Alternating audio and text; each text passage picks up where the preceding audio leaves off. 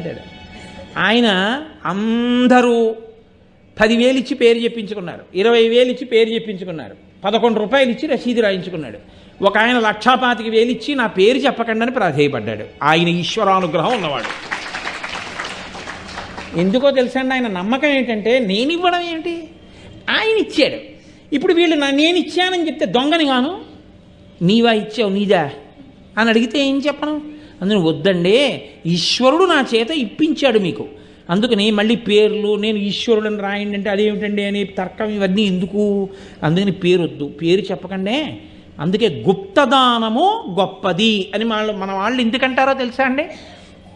గుప్తదానం గొప్పది అంటే అహంకార పరిత్యాగము చేసి ఉన్నాడు అని గుర్తు. ఆయనకు అర్థమైంది స్వం అంటే ఏమిటో, స్వామి అన్న మాటకు ఆయనకు అర్థమైంది.